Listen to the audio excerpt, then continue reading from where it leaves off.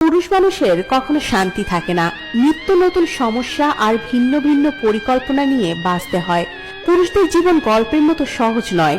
পুরুষ দুই জায়গায় সুখ খোঁজে, এক তার পরিবারের কাছে, দুই তার প্রিয় মানুষটার কাছে।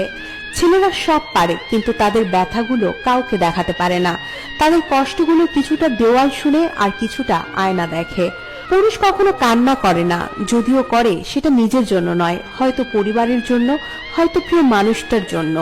পৃথিবীতে ছেলেরা হচ্ছে সবচেয়ে বড় অভিনেতা, কারণ তারা বুকের ভেতরে হাজারো লক্ষ কষ্ট পুঁতে রেখে মুখে হাসি নিয়ে চলে। কারণ সে জানে, আজকে যদি আমি ভেঙে পড়ি তাহলে আমার পুরো পরিবারটাই অস্তিত্বহীন হয়ে যাবে। ছেলেরা পৃথিবীতে সবকিছু করার অধিকার পেয়েছে, কিন্তু চিৎকার করে কান্না করার অধিকার পায়নি। পুরুষকে বুঝতে হলে পুরুষের নীরবতা বুঝতে হবে, না হলে পুরুষের গভীরে কখনোই পৌঁছতে পারবেন না।